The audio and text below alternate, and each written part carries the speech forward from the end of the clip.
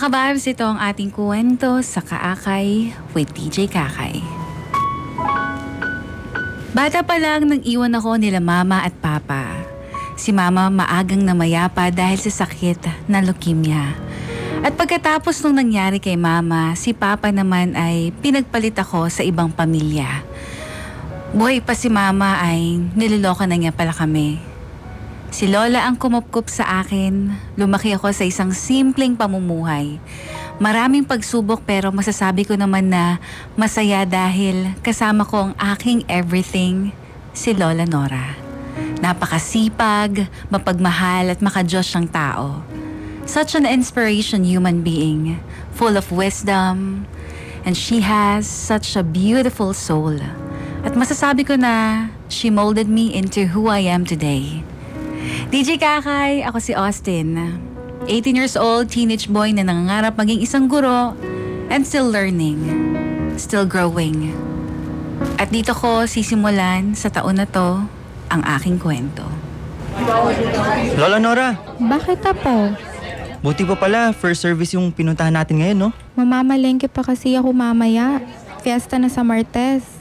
Parang ang aga naman po natin yata maghanda. Aba syempre, panigurado sabay-sabay mamimili ang mga tao niyan bukas. Oo nga, sa bagay. Sige po la, tutulungan at samahan ko na po kayo. Sigurado ka? Opo la. Oh, bakit napahinto ka? La, nakikita mo pa ba yung nakikita ko? Ano? Parang may anghel po, oh. Apo, tumigil ka nga. Buhay pa tayo. Huwag mo nga akong tinatakot. Si Ano Lola, ba? oo eh. Ibig ko sabihin, anghel na bumaba sa lupa. Ayun po, oh. Ang ganda niya. La, ayun po, oh. Ayun, oh. Tignan mo la, ayun po, oh. Naku apo, andito tayo para magsimba. Hindi para maghanap ng babae mo. Si Lola naman eh, panira. Ay, ewan ko sa'yo. Sungit naman ni Lola ko. Pero, la, kilala niyo po ba siya? Ngayon ko lang nakita ang dalagitang yan eh. Baka dayo o kaya naman bagong lipat lang dito sa bayan. Kung magpakilala po kaya ako sa kanya, la. Biro lang. Makikilala mo din naman yan kung sakali, apo. Maliit lang naman ang lugar natin eh. Kahit gusto ko man siyang lapitan nung araw na yon, hindi ko muna ginawa. Kasama niya din kasi ang mga magulang niya, kaya nahiya ako. At saka baka masungit pala siya at hindi ako pansinin. Hindi ko alam. Medyo naging torpe lang din ako siguro. Kahit nung namamalengke kami ni Lola, hindi siya maalis sa isipan ko. Para akong na-love at first sight, DJ Kakay. Ramdam ko na meron something special. Naniniwala kasi ako doon. Kakaisip ko nga sa kanya, ultimong mga binili naming guling ni Lola, naiwan ko sa palengke. Binalikan ko tuloy. Hanggang sa araw na ng fiesta, may annual festival event malapit sa amin kaya nga nagpunta muna ako doon saglit para makita kung ano nga ba ang nangyayari. Marami din kasing bisita sa bahay kaya kailangan ko din umuwi agad para tulungan si Lolang mag-asikaso ng mga tao. Habang naglalakad ako sa bayan, ayun, nakita ko siya. At sa hindi ko inaasahang pangyayari, napatingin siya sa akin at nagngitian kami. Gusto ko sana siyang lapitan noon kaso wala eh. Wala, para akong naglalag ba. Hindi ako makagalaw hanggang sa umalis na siya. Isang pagkakataon na naman ang sinayang ko. Buong araw akong nainis sa sarili ko nung araw na iyon. Sabi ko na lang sa linggo magpapakilala na talaga ako sa kanya. Kaya sana nasa simbahan siya ulit. Nang dumating na ang linggo na pakiusapan ko si Lola na mag-first service ulit. Ganun ang oras kasi nung nakita ko rin siya nung nakaraan. Pero syempre, nagpunta din ako para magsimba. Hindi lang para makita siya. Apo, saan ka galing? Kanina pa kita hinahanap, bigla ka na lang nawala. Wala po Lola. May pinunta lang po saglit. Kilala kita, apo. Yung babae po, yung sinasabi ko sa inyo nung nakarang linggo. Yung crush ko po. Oh, na paano? Nilapitan ko at kinausap ko lang po saglit. Naku, kaya naman pala first service ang gusto mong attendan eh. Sorry na la. Gusto ko lang po talaga kasi siyang makilala eh. Apo, baka nakakalimutan mo. Nasa simbahan tayo. Pagsisimba at pagdarasal lang dapat ginagawa, hindi ang hanapin si crush. Opo, La. Sorry po. Ayos lang, Apo. Ganyan din naman ako nung kabataan ko. Totoo po ba? Wow naman. Oo, pero dapat nasa lugar at may limitasyon ka, Austin. Hindi yung basta-basta mo lang lalapitan yung tao ng ganyan, lalo na andito tayo sa simbahan. Pasensya na po ulit. Sa wakas, DJ Kakay, nagkaroon ako ng lakas ng loob para lapitan siya. Kahit medyo napagalitan ako kay Lola, I think worth it naman yung rest at sermon niya sa akin. Kasi dahil sa ginawa ko, napalapit ako sa taong hinahangaan ko. Ang ganyang kausap. Ngayon, nagkakasama kami hindi lang tuwing linggo, kundi halos araw-araw din. Pareho kaming madaldal at mahilig sa kwentuhan, kaya napapadala sa din ang aming mga fun hangouts. Ang paborito naming lugar ay ang park. Pareho din kasi kaming mahilig sa outdoor activities, nature at picnics. Madami kaming pagkakatulad, di ba? Faith, ito ice cream. Ayos! Salamat, Austin! Anong flavor pala to? Mangga ba to o cheese? Oo nga no. Halos magkamukha lang pero mango yan. Bestseller daw sabi ni Manong. Magkano pala? Wag na. Libre ko na sa'yo yan. Ay, thank you! O ikaw, wala kang binili? Ayoko. Busog pa kasi ako. Sus, nagkulang dala mong pera no? Kilala mo talaga ako ha. Sabi ko na lakas mo pa man libre. Ako naman, anong gusto mong flavor? Dali na. Seryoso nga, tara. Hindi na Faith. Okay lang ako. Dali na, ang arte naman nito Okay lang talaga Faith. Share na lang tayo? Para hindi na kita kinukulit. Gusto ko kasi yung may kasabay akong kumain. Nice. Oh, sige na nga. Lo, pumayag nga mag-share. Biro lang. Pero grabe naisip mo rin pa yung iba. At saka hindi lang yung sarili mo. Naku, in love ka na naman sa akin no. Ang feeling mo, crush lang kita. Magkaiba yun. Kahit kailan talaga. Torpe! Alam mo, kung ano kinatorpe ko, yun naman yung kinatapang mo. Siya nga pala, ilang linggo na lang babalik na kayo sa Maynila. Huwag muna. Oo nga pala. Hindi ko pa pala nasasabi sa'yo. Yung tungkol saan? Dito na daw kami for good, sabi nila mama. Para din mas malapit sila sa mga businesses namin. Totoo? Oo, naku, masaya na naman ang BFF ko. Ay, na-friendzone ako Sira. Bali, paano pala yung pag-aaral mo? Yun, mag-entrance exam ako doon sa private school malapit sa subdivision namin para madali na lang din ako makapasok or kapag papasok ako, malapit na lang din. Sa bagay, bawas din sa iniisip yung mga ganun. Tapos, pansamantala tuwing linggo, baka ako na lang munang mag-isang magsisimba. Oh, bakit naman? Sobrang busy kasi nila sa mama and dad sa work. Pataas na ng pataas din yung mga sales sa mga business namin. Tapos, inaasikaso nila yung paglipat namin dito from Manila kaya madami talaga silang ginagawa. Wow, congrats naman kung ganun. Alam mo, kung wala kang kasama sa simbahan tuwing linggo, pwede ka naman umupo katabi namin ni Lola Nora. Ayos lang ba kay Lola Nora yun? Hanggat maaari kasi gusto kong mabigyan ng oras si Lord. Kaya magsisimba pa rin ako kahit na ako lang mag-isa. Oo naman. Tsaka gustong gusto ka kaya ni Lola. Napakapait mo daw tsaka sobrang ganda. Palagi kita kasing nakakwento sa kanya. Ayan, pinagchichismisan niya na naman ako nila Lola ha. Joke lang. Kahit naman hindi kita ikwento sa kanya, alam naman niya yung ugali mo. Ay, miss ko na si Lola Nora. Miss ka na din nun. Kaya sa linggo, sa amin ka na lang tumabi. Tsaka huwag ka na maarte dyan. Hala, Ano? wala na yung ice cream, natunaw na. Hala, oo nga. Ang daldal mo kasi eh. Wow, hiyang-hiya naman ako sa'yo, Austin. Pagsapit ng linggo, habang nag-homily si Father ay nabanggit siya sa kanyang sermon about making the most out of every opportunity that comes to you before you lose the chance. Alam ko na, alam mo din yan. Ano yung iniisip ko, DJ Kakay. Tapos ayun, sabi ko naman sa sarili ko, parang ito na nga ang sign. Siyempre kinikilig ako nun. Pero dapat, kalma lang. Katabi ko si Lola Nora baka makurot pa ako nun sa singit. At katabi ko din si Faith, kaya dapat kalma lang ako. Pagkatapos ng simba, inantay muna namin ni Lola yung sundo ni Faith para masiguradong ligtas siya, para hindi din siya magantay ng mag-isa. Pagkatapos nun, umuwi na kami ni Lola at kumain, at habang kumakain kami ni Lola, ay inopen ko sa kanya. Magagamit ko rin kasi ang mga payo niya sa akin. La, Oh, Apo, bakit? may tanong lang po sana ako. Hihingi din po sana ako ng payo sa inyo. Kung ayos lang.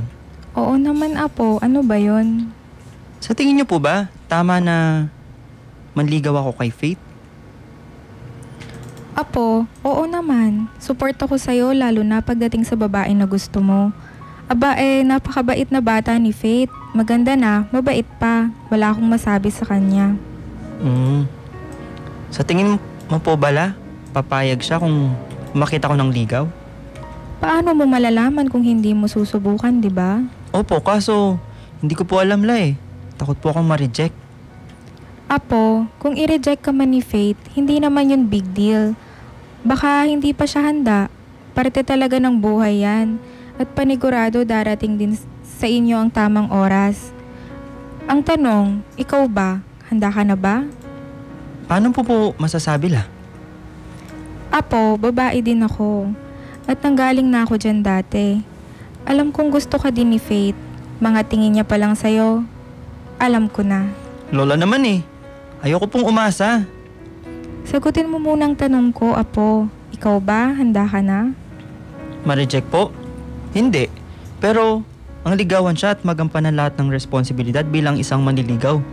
At sana maging boyfriend niya. Handang-handa na po ako dun. Naku, dapat handa ka sa lahat, Apo. Dahil hindi mo alam ang mangyayari. Opo la, tama po talaga kayo dyan. Kinabukasan ay tumambay ulit kami ni Faith sa park at naglaro ng badminton. Hindi ako makapag-focus, mixed emotions. Pero after nung kwentuhan namin ni Lola kahapon, I'm sure na handang-handa na ako. Sadyang hirap lang talaga akong makahanap ng tiyempo. Ayoko nang maglaro, nakakainis. Bakit naman? Parang ang wala sa sarili mo. Lutang ka ba, Austin? Nakakawalang gana tuloy. Magsabi ka kasi. Pasensya na. Ito naman, nagagalit agad. Wow, natutuwa ka pa ha. Ano bang nasa isip mo? Ha? Kilala kita, Austin. Alam ko kapag meron kang iniisip. Ano kasi eh. Meron akong gustong sabihin. Kanino? Sa'yo. Sa akin? Ano ba yun? Pinapakaba mo naman ako eh. Faith, alam mo naman siguro na gaano ka ka-importante sa akin. 'Di ba? Sobra-sobra pa. Oo. Tapos? Alam ko din na siguro kung gaano kita kagusto, 'di ba? Duh. Patay na patay ka kaya sa akin. Faith, pwede ba kitang ligawan? Ligawan? I'm sorry, Austin. Pero Okay lang, Faith. Naintindihan ko naman. hindi pa kasi ako tapos. Panira ka naman ng moment eh. Ay, sorry na. Oh, ulitin mo niyan. Sige. Faith, pwede ba kitang ligawan? Austin, pasensya na pero hindi kita papayagang manligaw. Pinaulit mo pa? Parehas lang pala sasabihin mo. Hindi kita papayagang manligaw kasi gusto ko tayo na. Ha? Seryoso ka ba? Oo nga. Hindi ko lang alam kailan pero matagal na rin simula nung naramdaman kong gusto na kita. Sadyang inaantay lang talaga kita. Akala ko nga wala ka ng balak eh. Sira, kung alam mo lang, ilang beses na akong nagtangkang umamin sa'yo. Buti na lang talaga nakakain ako ng lakas ng loob kanina. Bakit naman ngayon mo lang kinain? Sira, ikaw talaga. Pwede bang pahag? Grabe DJ Kakay, tama pala si Lola. Gusto din naman pala ako ni Faith, grabe. Grabe ang pasasalamat ko sa Diyos na binigyan niya ako ng ganitong klaseng babae. Nasa kanya na ang lahat. Wala na akong ibang mahihiling pa. After namin ni Faith sa park ay dinala niya ako agad sa bahay nila at pinakilala sa kanyang parents. Nagulat sila at first, of course. Sino ba namang hindi? Sobrang biglaan kaya ng mga nangyari. Kahit nga ako nagulat din. Pero at the end, they supported Faith's decision na lang din. Sobrang bait nila. Pinasabay pa nila ako sa dinner nila para daw makilala at makakwentuhan nila ako. Same pa kami ng parents ni Faith, mahilig sa music and arts, kaya we get along together quite fast. Kauwi ko ay agad ko namang binalita kay Lola ang lahat.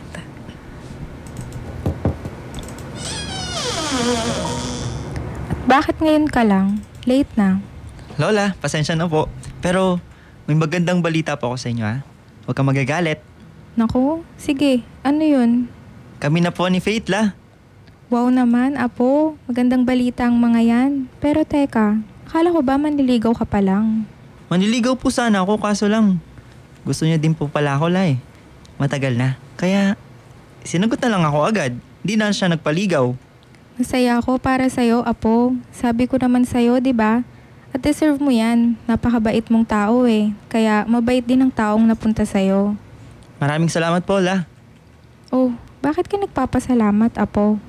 Kasi kung hindi po kasi dahil sa mga payo niyo, baka hindi po ako nagkaroon ng lakas ng loob na magtanong kay Faith. Apo, basta nandito lang ako palagi para sa'yo. Number 1 supporter mo kaya ako. Kaya sobrang love po kita, la Love ka din ni Lola, Apo. Ay, la. Nakilala ko din po pala yung mga magulang ni Faith kanina. Totoo? Opo. Pagkatapos po niya sagutin, pinakilala niyo po ako agad sa mga magulang niya. Kamusta naman sila? Alam mo, la, sobrang bait po nila. May pinagmanahan naman pala si Faith. Tsaka parang ang perfect ng family nila.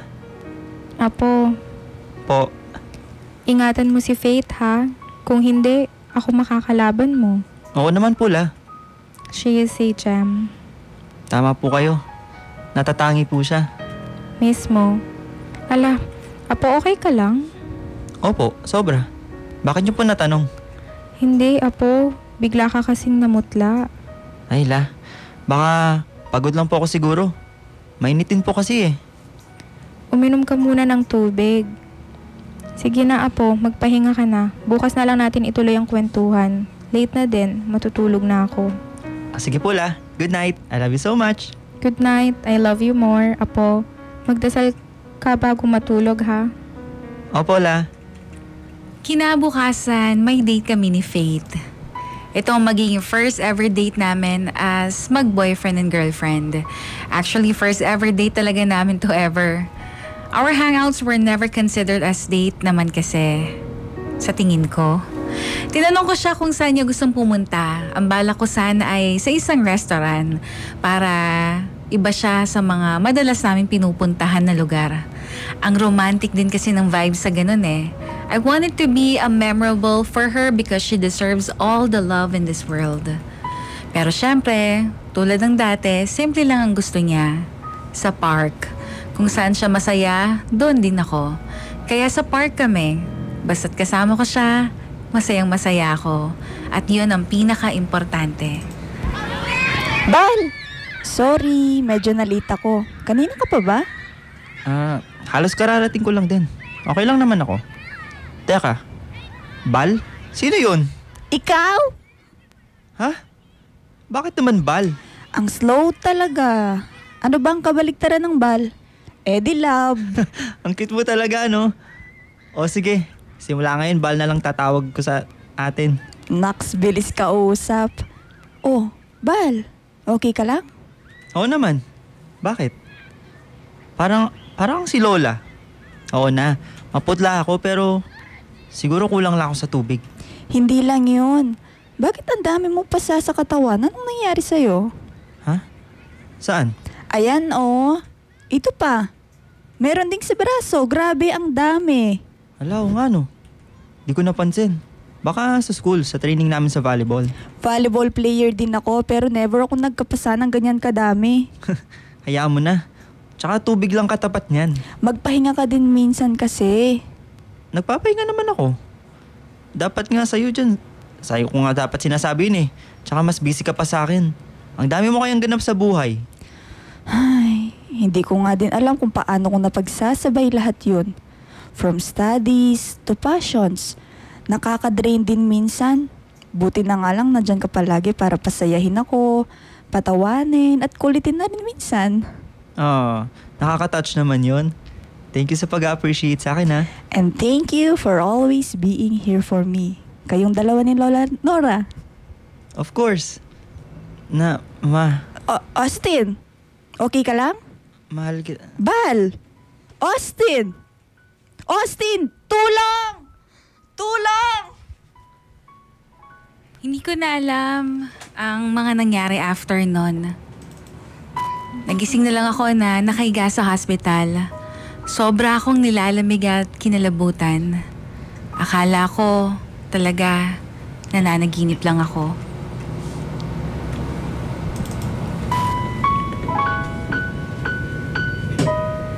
Austin, Apo, kamusta na ang pakiramdam mo? Hala? Ano pong ginagawa natin dito? Ano pong nangyari sa akin? Nahimatay ka, Apo. Tinawagan ako ni Faith, kaya dali-dali akong nagpunta dito. Asan po si Faith? May binili lang saglit. Sobrang nag-alala siya sa'yo. Kanina pa iyak ng iyak. Tsaka, bakit may mga nakakabit sa akin na ganito la? Bumaba din kasi agad ang heart rate mo. So para sure, habang nagkakandak pa sila ng mga test sa'yo, nilagay ka muna sa ganyan para ma-monitor ka din ng maayos. Ganun po ba yung kalala? Yung nangyari sa akin para dalhin ako sa ICU? Apo, gagaling ka rin. Mga doktor ang bahala sa'yo. Huwag ka nang mag-alala.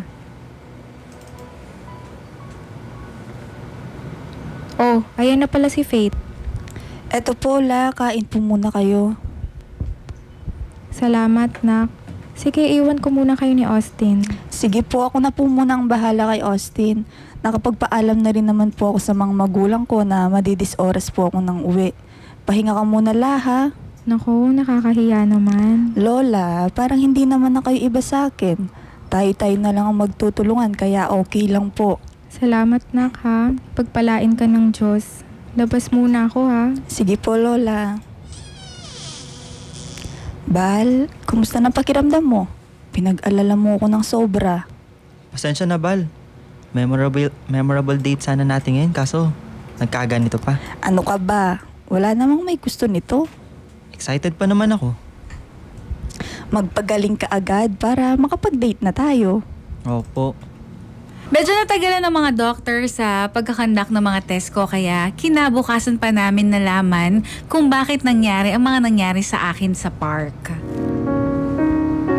The date was supposed to be magical experience but it was suddenly took a quick turn that I felt like a nightmare. Eto na, malalaman na namin kung anong nangyayari sa akin. Nagdadasal na lang talaga ako na sana nawala lang to. Ayoko nag-aalala ang mga tao sa akin, lalo na si Lola at si Faith. Hindi nagtagal ay tinawag na ni Doc Chantal sila Lola. Okay, dito na po tayo. Doc Chantal, kinakabahan naman po ako sa itsura niyo. Lola Nora, relax ka lang po ah. Halika, tulungan kitang umupo, Austin. Salamat, Faith. Bal. Doc, ano po nangyayari sa apo ko? I'm sorry but the news is not good. Ano pong meron sa akin, Doc? Austin, after conducting all the tests, we have concluded that you have cancer. Diyos ko po. Stage 2. Blood cancer po ang diagnosis ni Austin. I'm sorry for this news. Ibig sabihin po ba, Doc? May leukemia po ako? Yes. Yun din po yung kinamatay ni Ma'am, di ba? Namatay din po ba siya? Austin? Ano ba? Huwag kang magsalita ng ganyan. For sure, magaling yung mga doktor dito. Matutulungan ka na lang gumaling, di ba, Doc? Yes, we will do everything, Austin. Eh di po ba? Kayo din yung doktor ni Ma'am noon? Pero bakit ganun? Late na kasi nung nadala ang mom mo dito. She was in a critical stage already, which was stage 4. Mabilis na kumalat sa kanya ang cancer kaya hindi na naagapan. But she fought hard. You're not alone in this battle, kaya lumaban ka din like your mom, okay? Kagaling din po ba ang apo ko, Dok? Masyado pa po siyang bata. Marami pa po siyang pangarap sa buhay. Laban lang, Austin. Laban. Marami pa tayong pangarap, di ba? Marami ang nagmamahal sa'yo. Nandito lang kami ni Lola mo. We just have to act fast. Chemotherapy and a bone marrow transplant is what Austin needs. Before the cancer gets uncontrollable and worse, kailangan na natin maagapan agad ito. We will do everything we can. We promise. Dok, may mga napagaling naman po kayong mga tao noon, di ba? Katulad ng sakit ko. Oo naman, marami na. Apo, magdasal tayo sa Diyos ha. Lumaban ka, Apo. Opo, Lola. After knowing the news, ilang araw akong nakatulala lang. Everything was so sudden. Hindi ako makapaniwala na yung sakit na kumuha sa buhay ni Mama, ang same illness na meron ako ngayon.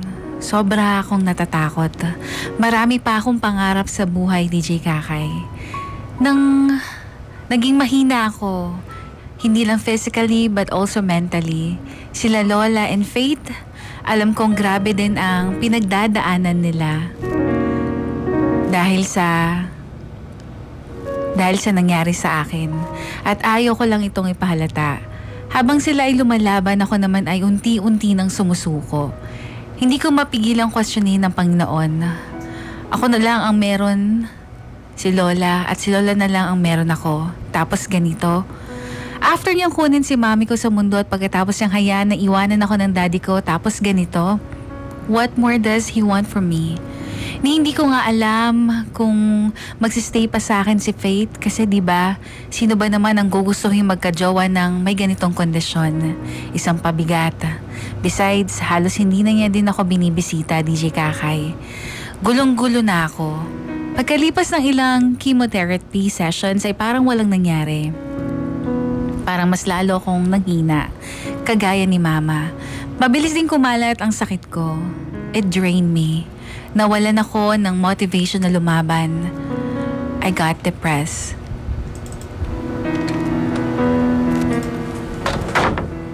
Doc Chantal, kamusta na po ang kalagayan ni Austin? Lola, I'm sorry pero mabilis pong kumakalat ang cancer niya. After testing him again today, umakyat na sa stage 3 ang cancer ni Austin. Wala na po bang ibang paraan, Doc? He really needs a bone marrow transplant as fast as possible po. Wala pa rin po kasi akong mahanap na donor, Doc. Bakit kasi hindi kami match ng apo ko? We are also looking for possible donors here. Kaso, mahirap po talagang makahanap ng match for Austin. But don't worry. We will still search and try to contact other places that can possibly have the same match as Austin. Ako po, Doc. Maybe you can test me and see kung match kami ni Austin. Willing po akong mag-donate. Kahit ano pa po yan, blood, dugo, kahit ano, Doc, gagawin ko, ibibigay ko. Faith, anong ginagawa mo dito? Lola, pasensya na po kung matagal akong nawala, matagal akong hindi dumalaw. Hindi ko lang po kasi talaga kaya na makita si Austin na nahihirapan. Naiintindihan ko na... Oh, parents mo pala, hindi mo ba kasama? Wala po sila eh. Meron po silang 3-week business trip sa Dubai pero nakapagpaalam naman po ako sa kanila na pupunta ako dito.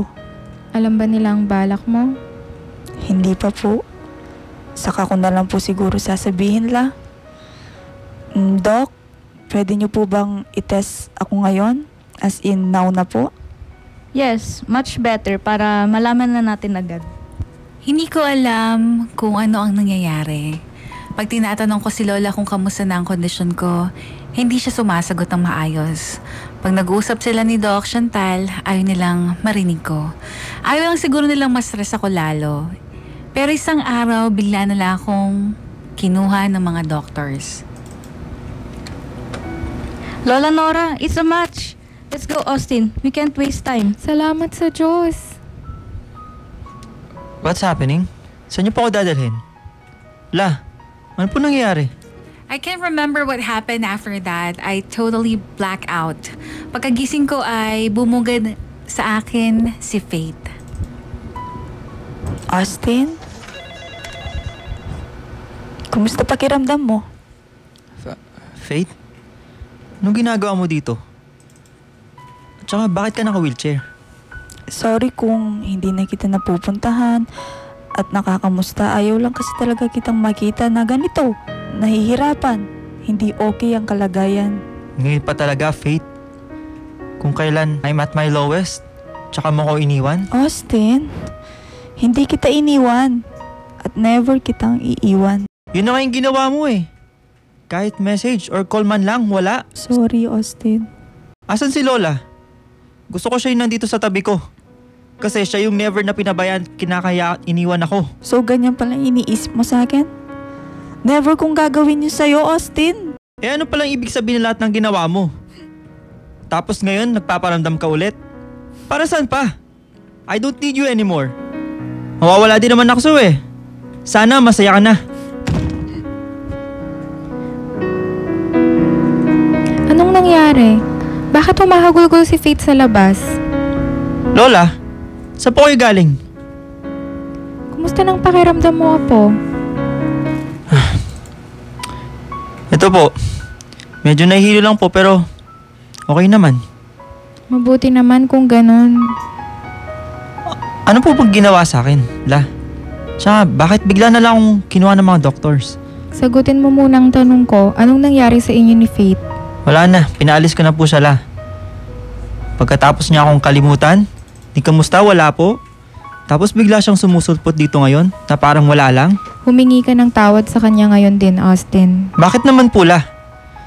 Sa tingin niyo po ba, tama at okay lang yung ginawa niya sa akin? Kung alam mo lang, Austin. Ano po ba yun? No one is telling me anything. Huwag mo akong sinisigawan. Kailan ka pa nawala ng respeto sa akin at sa ibang tao? Pasensya na po. Nabigla lang po ako, La. Magpasorry ka kay Faith. Hahanapin ko siya. Panigurado namang andito lang yun. Pero La, wait lang po. Anong ibig sabihin doon sa sinasabi mo kung alam mo lang, Austin? Imbes na sinisigawan mo si Faith, dapat nagpapasalamat ka pa sa kanya. Kaya siya naka-wheelchair, Austin. Siya ang donor mo.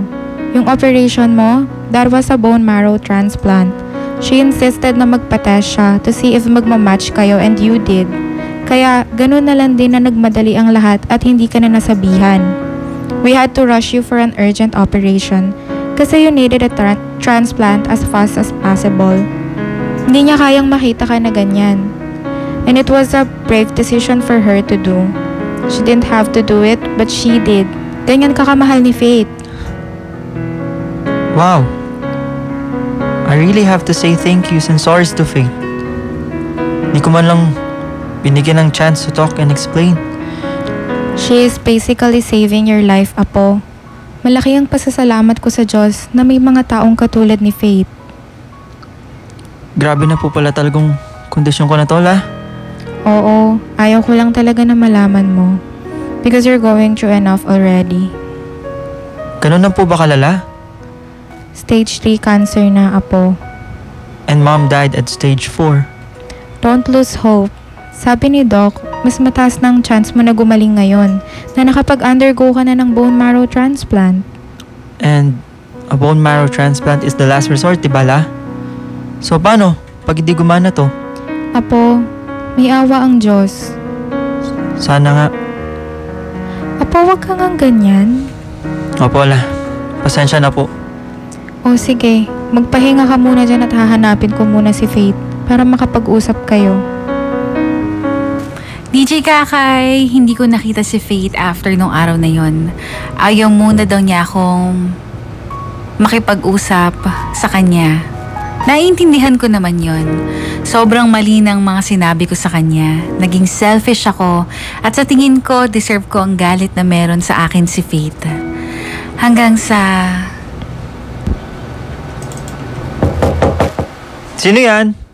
Pasok.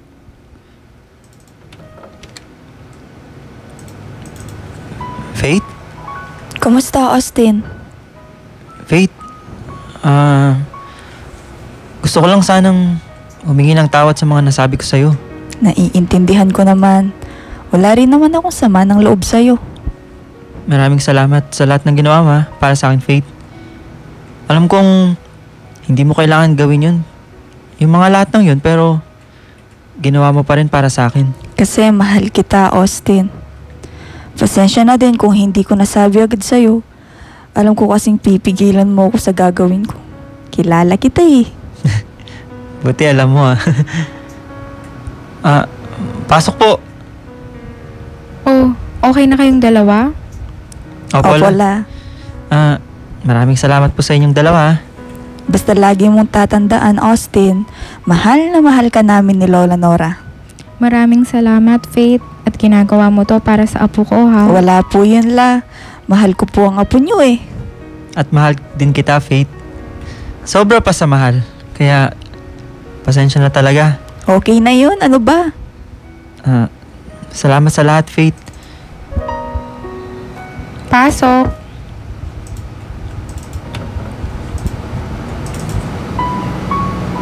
Dok, kamusta na po ang apo ko? Good news, everyone. Cancer-free na si Austin. Talaga po ba? Yes, congratulations. Salamat sa Diyos. Thank you, Lord. After that big news, I just broke down in tears due to happiness. It was very unexpected kasi ang lalala ng sakit ko. But miracles are indeed true. Wala ko ibang pinasalamatan kundi ang Diyos. Si Faith at si Lola. Yes, after that, tuloy nang bumalik ang pananampalataya ko sa Kanya. Itong pagsubok na to ang naging a test of how strong I am. Pero sa totoo lang, feeling ko mas naging strong pa yung mga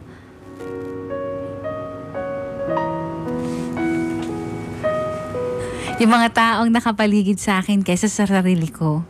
10 years later at masaya kaming namumuhay ni Faith bilang mag-asawa. May 2 anak na kami.